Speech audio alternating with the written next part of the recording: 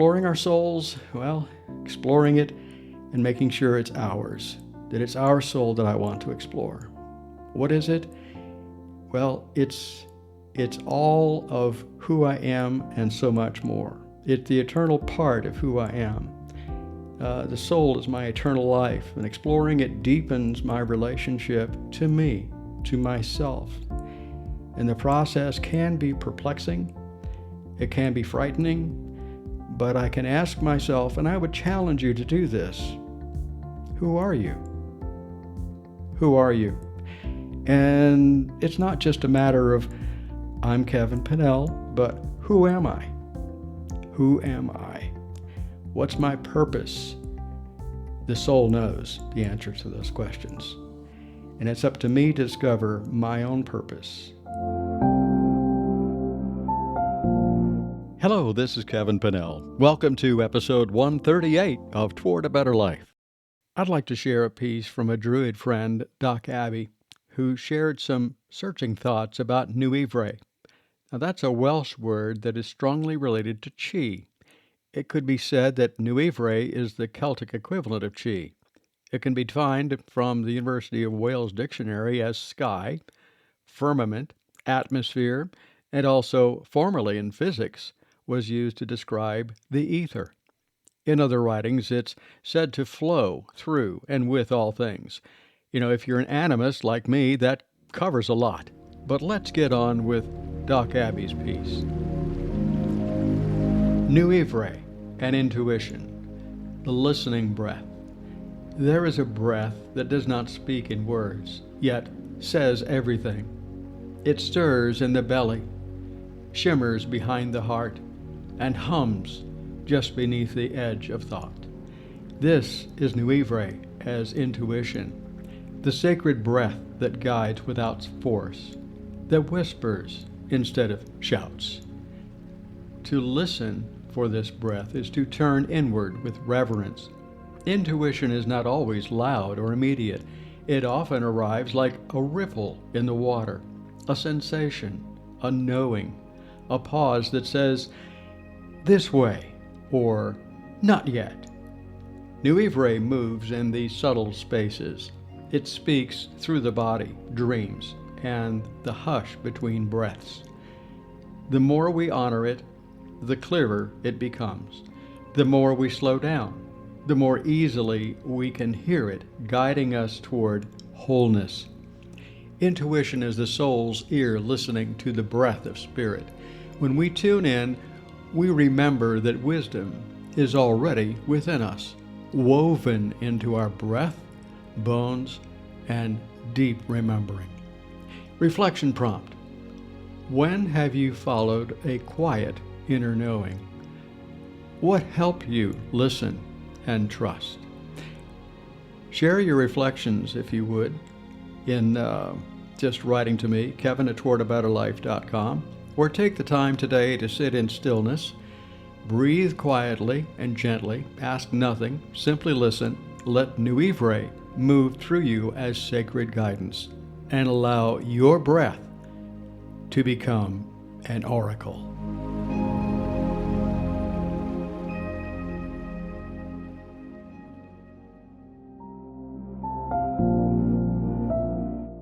Well, I do hope you enjoy those wise words from Doc Abbey to begin this episode of Toward a Better Life. Her words are so meaningful, and we will be hearing more from her in the future. A very special thank you to you, dear listener, for tuning in. You are my reason for sharing, and I do appreciate it. In today's world, there truly is a need to seek some balance, harmony, compassion, kindness on all kinds of levels, personally, culturally, spiritually, to name some of them, but it begins with each one of us as an individual. And that's what I like to share on the podcast from around the world, seeking others of the same spirit, heart, and mind. The podcast is for you, each and every one of you, as a virtual guide to begin and continue your journey toward wholeness and harmony, not only for ourselves, but for the generations yet to come. And that is so very important to think about. That's that seventh generation concept. What is going to be happening down the road, and we can have a part in helping someone else to create a better life for themselves. Remember, too, I do extend my invitation to share your prose, music, poetry, or storytelling on the show. And do subscribe to Toward a Better Life if you haven't done so already through your favorite podcast platform, and keep following for weekly magical insights into earth-based spirituality, self-development, self-care. Also, remember to support the show by leaving your review on your podcast platform of your choice. It only takes a minute to leave a review, and it really does help the program, and I really do appreciate it. And do visit my website, towardabetterlife.com, and you can contact me there to learn more about a free discovery call to help you on your journey, along with some prior episodes, learning opportunities. And speaking of learning opportunities, I've got an event coming up for local folks that might be listening, and that is that I have a continuing ed class coming up October the 11th. All that information and so much more can be found along with services and such outside the podcast. And just a few goodies, too, to assist you on your own journey. It's all on my website, towardabetterlife.com, and you can contact me through that or send your inquiries directly to me, kevin@towardabetterlife.com. So, I'm doing something a little differently on this episode, and perhaps this is, it may be something new as a new part of the program in the future. I've talked with some of the wonderful guests over the years that we've been doing this with previous episodes, and some folks have actually asked me that I share some of my own thoughts on episodes. Well, that's what I'm going to be doing on this episode of Toward a Better Life. I'll be sharing some thoughts on exploring our soul, and at the end of the talk, I'll be offering you to join in on a guided meditation. And for the guided meditation portion, I do encourage you to find a nice quiet space inside or out where you can comfortably and completely relax. And please keep in mind that you should not be driving a car, operating any kind of machinery, or involving yourself in any activity during the guided meditation portion. It's just safer for you. And lastly, I'd love to hear your feedback. I really would on this episode because, as many of you already have reached out to me, this one is particularly interesting to me to see, what kind of response I have. So let's get on with it, shall we? Let's explore our soul. So in this episode, we're doing things maybe a bit different. I've had a few people contact me through my site and so forth about, why don't you share a little bit about, some information that you have, because it seems that you have an interesting background and you have some interesting information to share. So I thought I'd take an episode or two and just from time to time do just that. And let's begin by thinking about our souls. The soul is kind of an interesting subject in and of itself. And throughout my life, I've kind of looked at things and said, okay, so we understand that we have a soul. And there's a lot more to be said for it other than that's just it. And when we look at exploring our souls, I want to think about, we could look at it from a standpoint of saying, okay, well, we can examine this almost from a scientific standpoint, or we can do it from a theological standpoint, or a number of other ways that we can examine our souls. First off, I want to explain something in my thought process, and that is, if we talk about exploring the soul, first thing I want to make a distinctive thought about is that it's not exploring the soul, it's exploring our soul. And that makes a difference in and of itself because it makes it personal. We aren't detached from our souls. It's not like in a test tube. It's not like a portion of our computer where we go and examine something. So we aren't detached from it in any way, shape, or form. It's a part of who we are. It is us. But what exactly is it? Well, Christianity would tell us that, it's part of our own Trinity. That is our body, our mind, our spirit. And then we go into another aspect that it's so much more than that. It's the eternal part of our being. It's an eternal part of who we are. I truly do believe that the soul is the eternal part, the eternal element of my life. And so it represents what I have been in many times before, many lives before, and what I will be in the future. And I've often shared that, what I am as Kevin Pennell in this incarnation is a sum total of what I have been in other lives. So this soul has been on a journey through many, many lifetimes, and I believe it's always on the journey to make me a better human being. I'm here to learn lessons. I'm here to become a better person. And each time, as I'm going to say, in my life between lives, I make a contract with my soul, with myself, that here's some stuff I could really learn to, explore, improve upon, learn lessons to make me a better soul in my quest for being a better person, a better spirit. And we'll get into spirit in a moment. So that's my joy, that's my anticipation, that's my goal, is to explore my soul. And I want to share that with you in the sense of let's explore our souls. And I'm actually going to go a step further.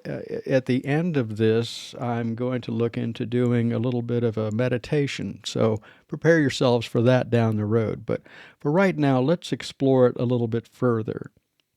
So exploring the soul deepens my relationship to who I really am. It deepens the relationship with Kevin. The process can be very perplexing, like the big questions in life. Who am I? What is my purpose? And by the way, I believe the soul knows what my purpose is. But what do I do about that? It's up to me to discover what my purpose is. And we can spend our lives doing that. And we might get a little frustrated in the process because we'll do it for a while and we quit. We do it for a while and we quit because we get tired and we say, well, geez, I can't quite figure out exactly who I am. Well, others can come along and guide us. Others can come along and mentor us. I've had a couple of mentors in my life, and each time has been a very successful, in my opinion, a very successful experience, not only to connect with that person, but to connect with myself a little bit more.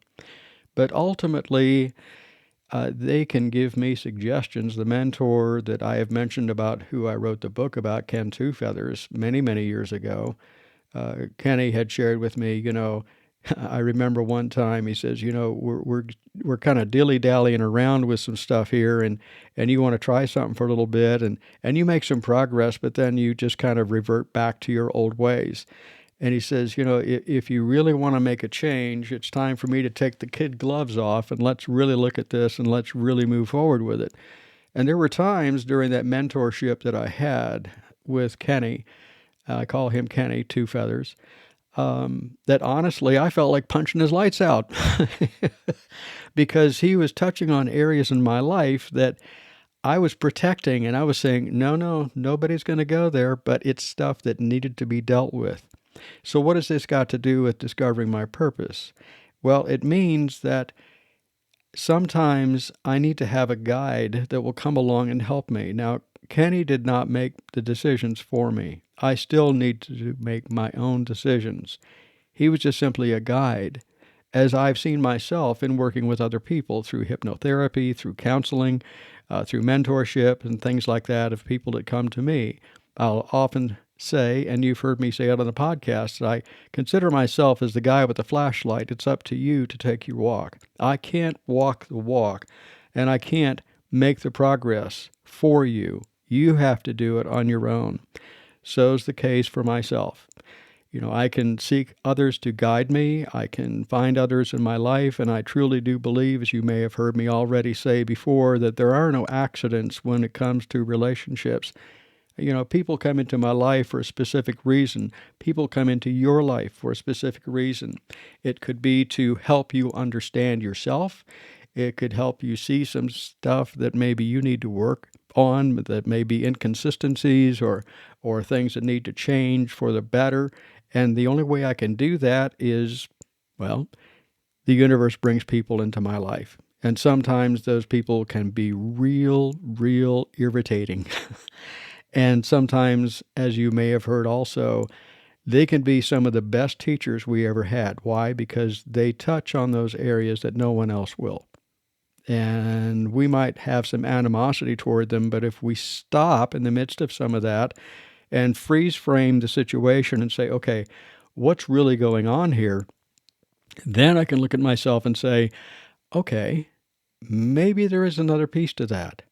Maybe this person is just being a guide that has been sent to me by the universe, by my higher self, whatever term you want to use, so that I can go deeper into examining myself and finding out what's up with this and what is my purpose and who am I and what can I improve.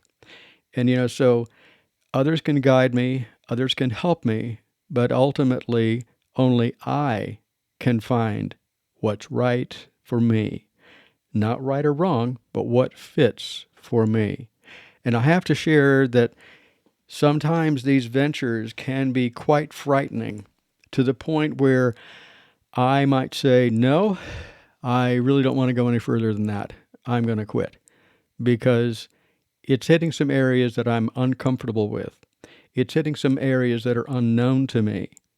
And when we have areas that are unknown to us, they can often be very frustrating and loaded with fear because we don't know what the outcome is. See, when we're growing and we're moving through life, why do we keep repeating the same old things? Why do we keep going down the proverbial same old path? It's because we're comfortable with that, folks. It's what we like to do.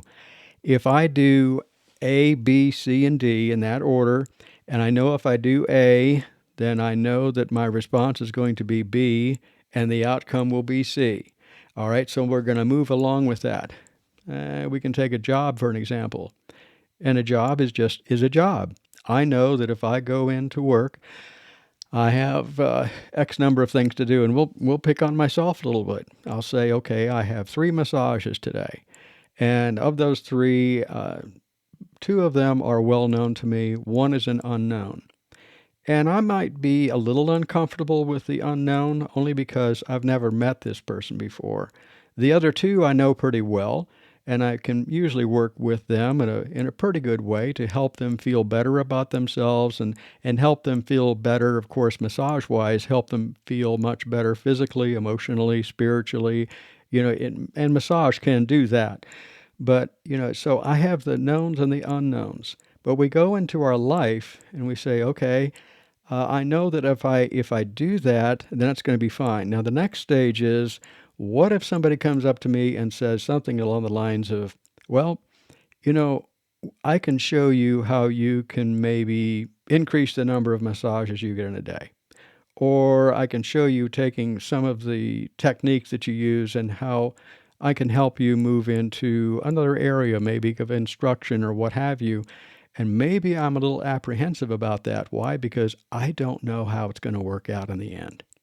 The other ways, I know exactly how it's going to work out.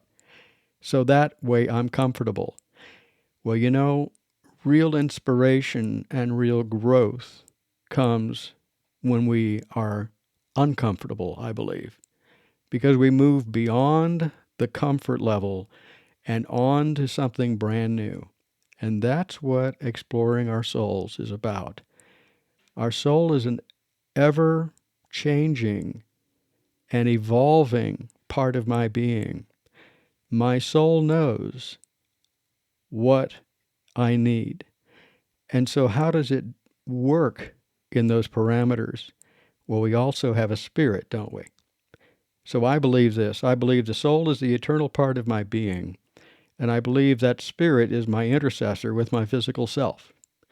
So if the soul knows that Kevin needs to do this, and it says to the spirit, well, he really needs to do this, but how are we going to do it?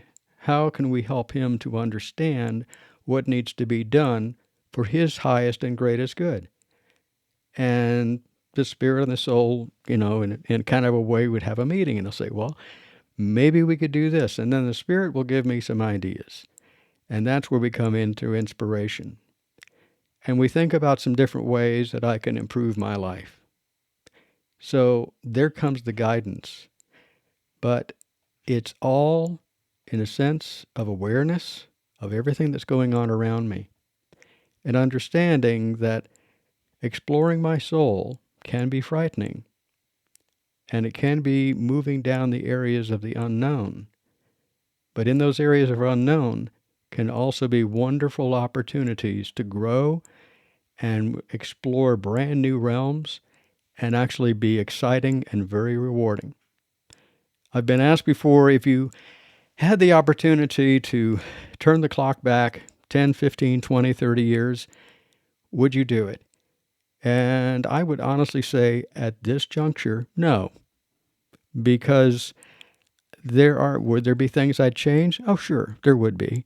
But I have to do it all over again. And I may not like to do that. I don't think any of us would necessarily want to do that. But what I can do is I can learn from what I did before. I can take what I understood from before, and I can move forward and just use the background or the prior portions of my life as guides. So there comes the eternal element of all this. Just stop and think for just a moment. I believe in reincarnation. I believe, as I said in the beginning, that what I am now is the result of what I have been many lives before. And if that's true, how much information is really stored within my being? How much information do I have already through experiences in my life? And how are those revealed to me? Now, that's an interesting concept when you think about it. So exploring my soul needs help, doesn't it? It needs guidance. And we can begin by exploration through various means. We can begin through meditation. We can enlist the help of others, as I've mentioned, on the physical plane. We can, connect with people. When you connect with someone and you just feel, wow, this individual really knows me, or I really feel comfortable around this person, and you begin to establish a relationship with them, and you find that you're very, very comfortable with them. And side note, I've mentioned the book before, and I'll mention it again, that there was a book put out several years ago by a writer, Michael Newton, and the book was titled Journey of Souls. Now, Michael, he worked with people through hypnotherapy, and he worked with people from the standpoint of doing what we called life between lives therapy, with the premise being that Michael would take someone into hypnotherapy through a process session, and it would take them back to a previous life. And then the process, it would actually have them experience physical death within those parameters. And after the physical death, he would stay with that portion of them, their soul, and they would find that there were certain things that took place in the life between lives, where contracts are made with myself, contracts are made with other people that I choose at that time in the life between lives. Who are my parents going to be? Who are my friends going to be? What numbers of, he used the term soul group, are there going to be that I come in contact with in this life? And we've heard the term soulmates. And sometimes I really believe that these people that we really feel a connection with, deep, deep connection with, they might not be someone that I necessarily am going to share my life with, but they could still be a soulmate because they're part of my soul group. And I just feel really comfortable with them. You know the ones I'm talking about. In the book that I wrote, in Two Feathers Spiritual Seed Planter, Two Feathers used to talk about, we have three kinds of friends in this world. We have what are basically referred to as acquaintances. Now, these are the people that we may work with, and in our jobs, or people we see on a regular basis in town, or what have you. And these are people that we respect and we understand and we see, and they're acquaintances. And then we have friends. And the friends, the easiest way to explain that is using the term out of the Greek, which has its root in the term phileo, and that has to do with love, of course, but it's that little concept of brotherly love. And brotherly love comes in and says, okay, Kevin, I will help you as long as you blank, blank, blank, help me. And, fill in the blanks. If help me fix my car, I'll help you. Help me sell my property, I'll help you. Help me do this, and I'll do. So it's give and take. And that's fine, but that's just, it's kind of a little deeper relationship, but it's not extremely deep. Then you go into the next level, which is what we're terming as good friends. Now, these are the people you call at 3 o'clock in the morning or accept a call from them at 3 in the morning, and they pour their hearts out to you. It's because you truly care. Now, these are exploring their soul needs to help and guide, and these are the people that are there to help us.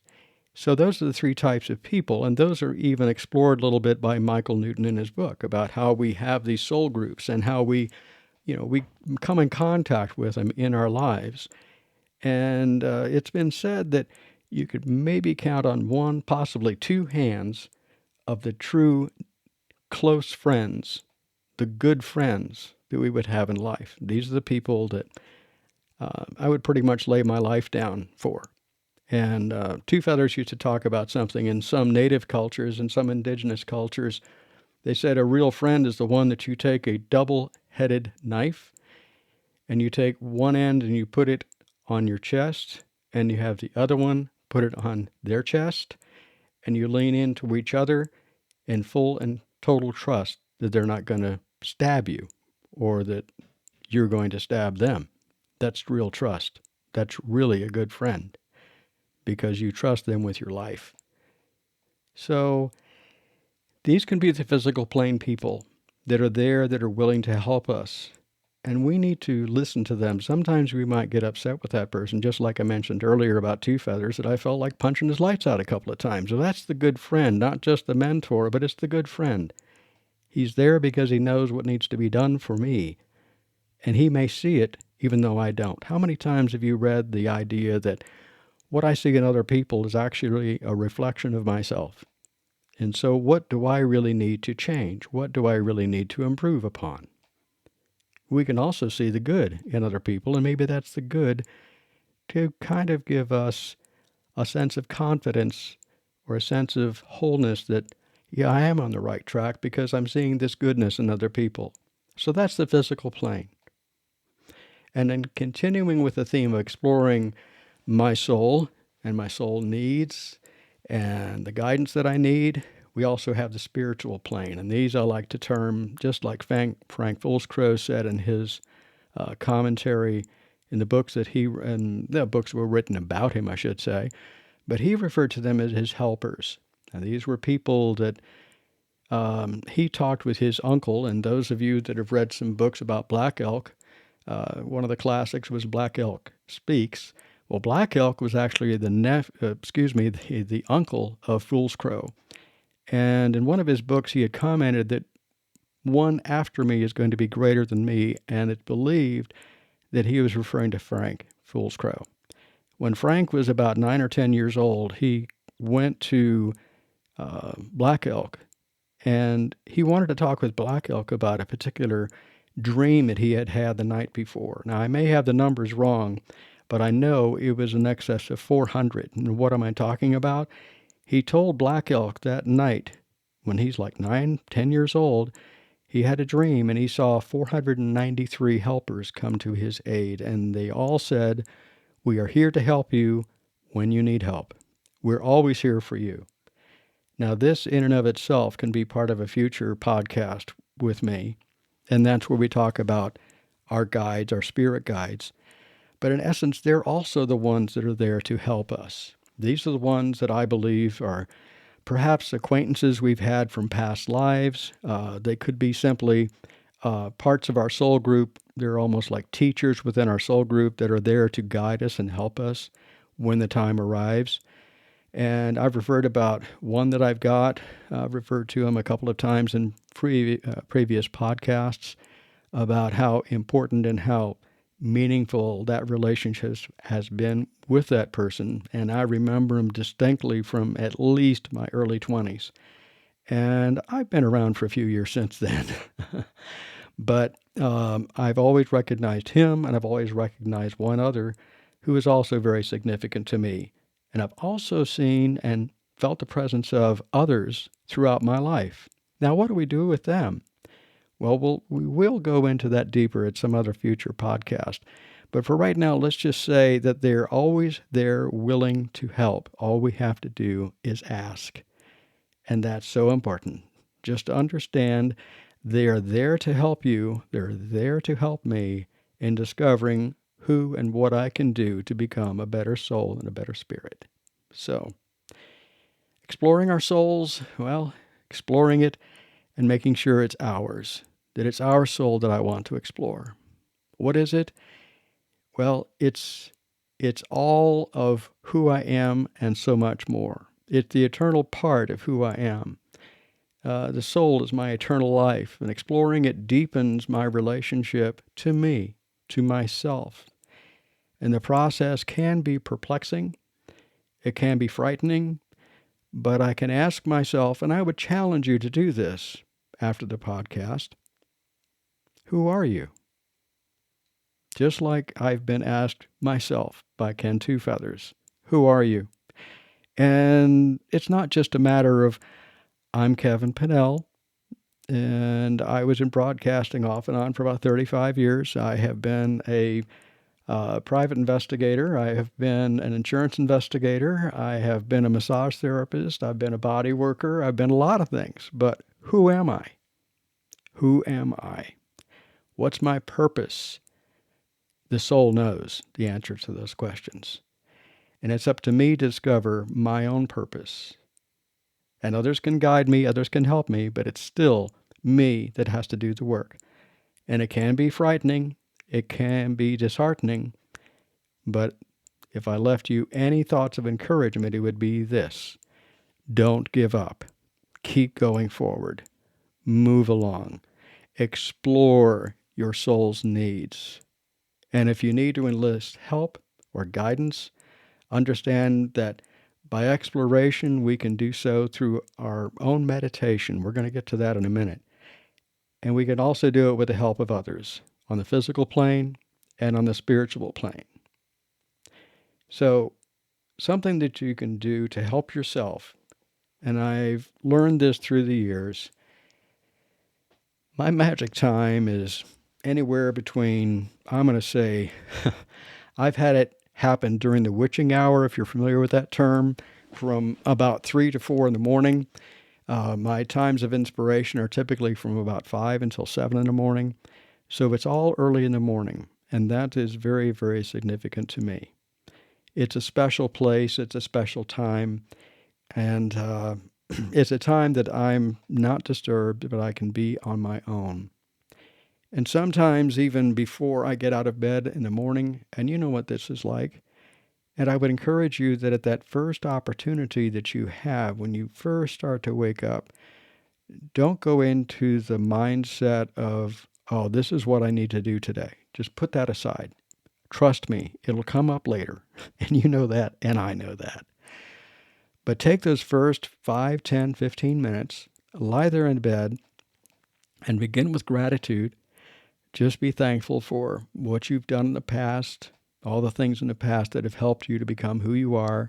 And this is the positive stuff. I want to think about gratitude, not the problems, but just focus simply on your gratitude. And then move in through, the past, present, and the future. But at the same token, the next step is really go into some deep meditation and find out, ask yourself those questions. Who am I? What is my purpose? If you know your purpose, are you manifesting that purpose in your life? That's something that you can do to stay focused. Trust me, I understand that stuff about focus. The only reason I think that I'm not, I would say, clinical ADHD is because I've never had the test. But I'll tell you, by the practical sense and my understanding of myself, I'm probably ADHD. So what I need to do is I need to learn to focus, and meditation is so helpful for my focus. And to do that, I'm going to begin by taking some breaths, and I'm going to just silence myself, silence my being. And when I get to that place of total relaxation, I just shut my mind off, and when stuff comes in that is basically just the details of the day, I shut it off and I basically tell it, go away, I'll be back with you in a while. And go back to breath, or go back to just where I am, and kind of stick with there and look for the things to come our way. And don't be surprised at what comes in. And we're going to go into that. And we're going to go into it in just a moment with some guided meditation. Okay, so let's start with some guided meditation today. And the way that I'd like to start is just by doing this. First off, I want to give kind of a declaration here. If you are driving a car, if you are doing anything that involves your total, complete attention, please put it off. It's just safer that way, because you need your total awareness to this, and we don't need anything that's going to take you away from what it is that you're doing for the sake of safety and for the sake of your own awareness. So if you are doing something that requires that, just kind of put this portion off and come back and visit it. And we'll just have a space. And you could listen to this in the comfort of an easy chair, maybe put out a blanket on the floor, whatever you want to do. But find a very quiet space, and then let's begin. So let's start. The way I'd like you to begin is by taking, I'm going to say, 4 nice, deep, cleansing breaths. And going to begin by inhaling through your nose, exhaling through your mouth. And each time that you take your breath, you just focus even more on that breath. If you're ready, so take a nice, deep, cleansing breath in. Exhale out.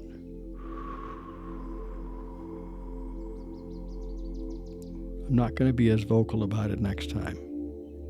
But take another nice, deep, cleansing breath in through the nose.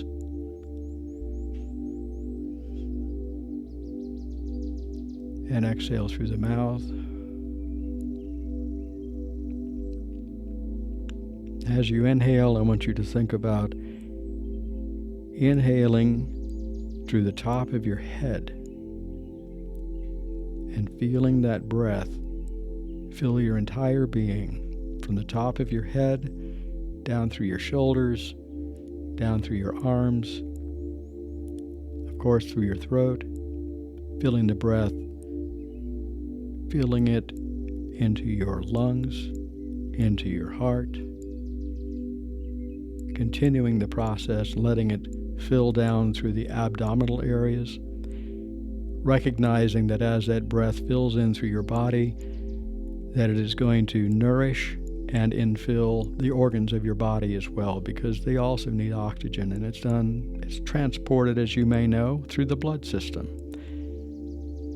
And as the breath continues on down, it continues on down through the pelvic region, on down through your legs, on down through your knees, on down through your shins, on down through your feet, and into the earth. So breathing in and just having that thought in your mind.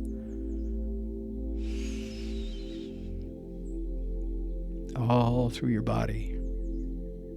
And exhale.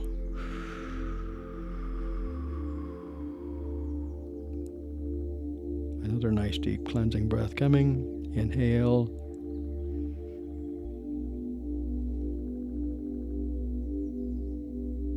And exhale.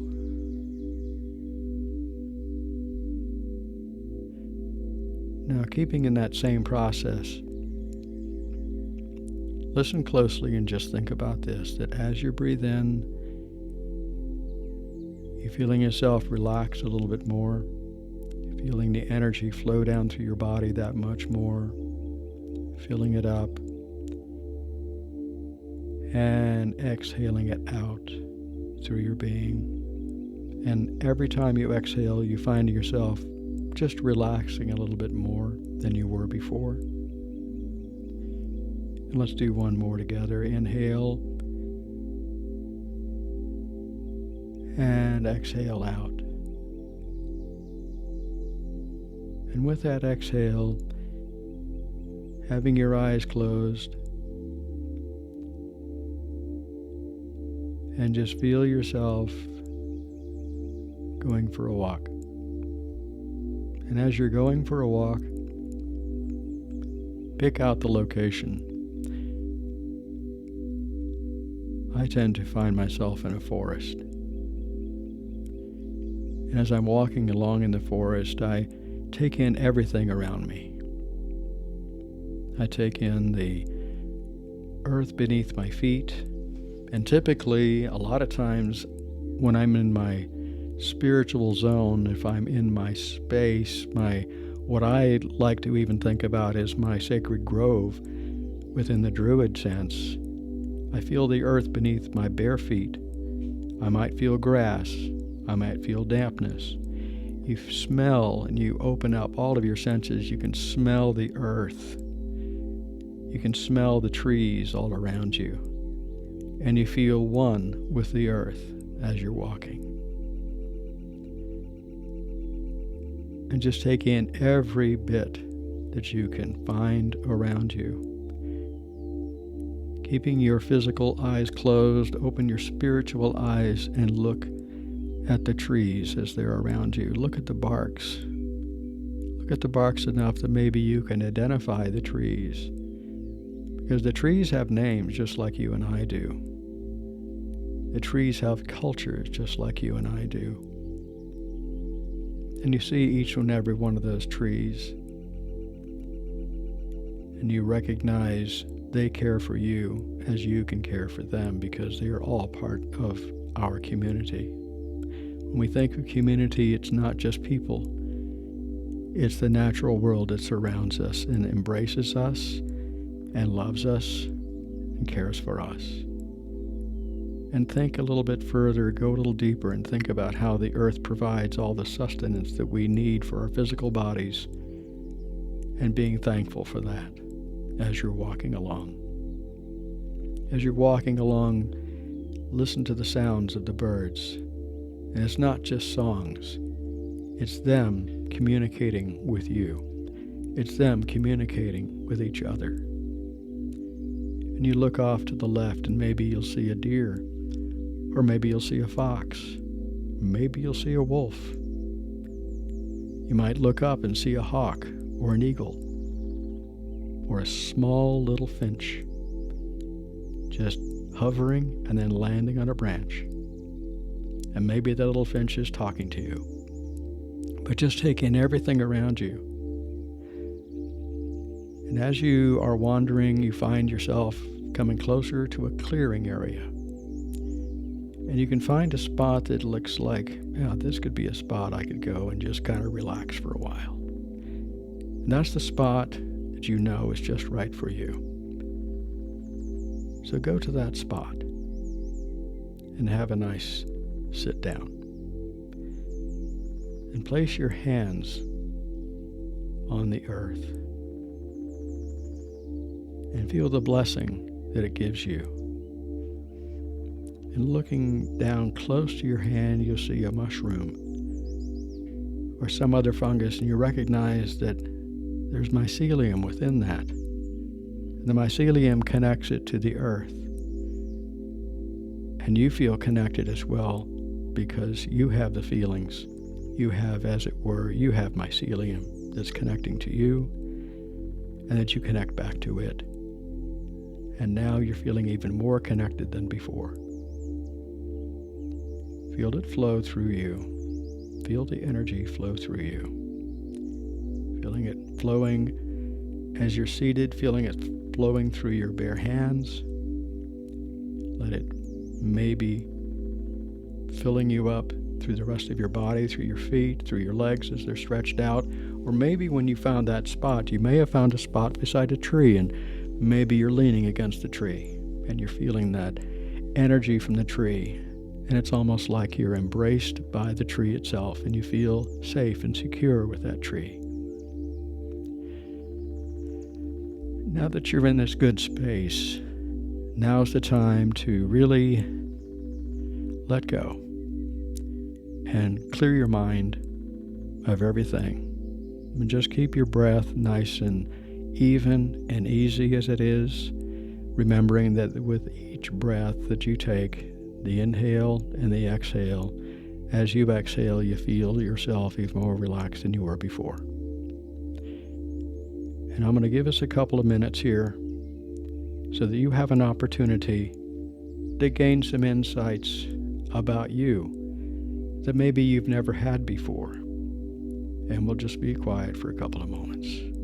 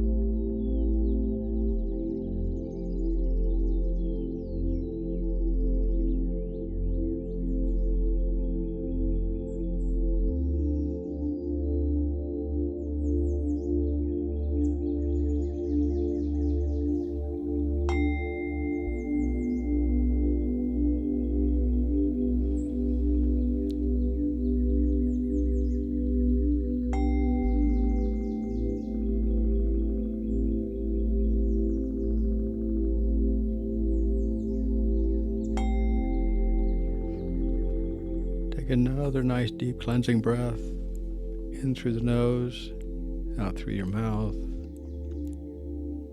Feel yourself there, seated in your clearing. Keeping your hands on the ground. If you had the opportunity to find maybe a spiritual guide, and that can be in human form, animal form, whatever, thank it for the time that it has spent with you. Always be thankful to the ones that help us, whether they're physical or spiritual. Very important. And then if you would, if you're leaning against the tree, if you're leaning against the ground, if you're lying down on the ground, just place your hands there and feel the earth once more.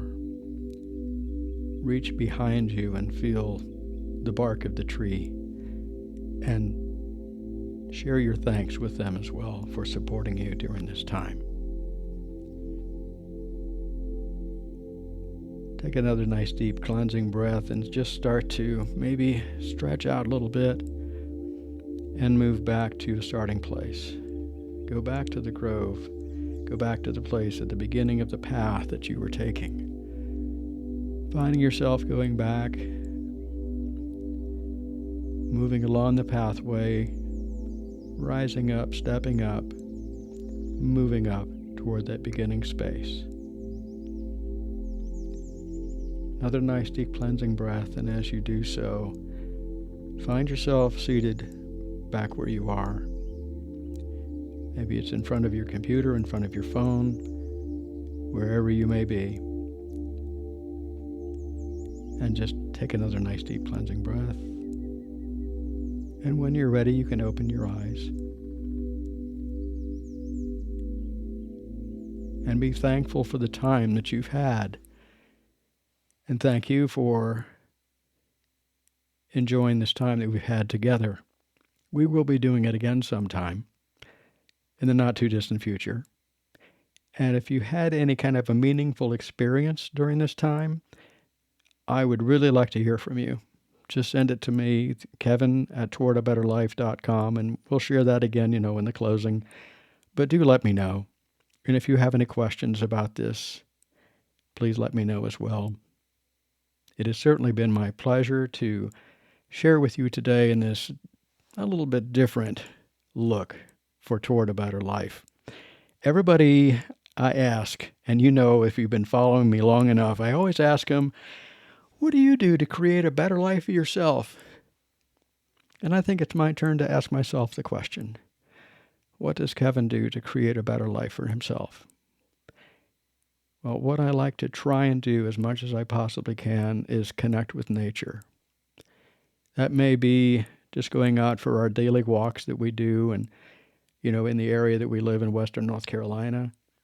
And as we're out in the greenway, I may like to think about the little flower that's there, or think about whatever it is that's on the path, and I just simply connect with that. Or the other times are when I'm going out to my grove and I'm connected with the woods around me, the natural world again.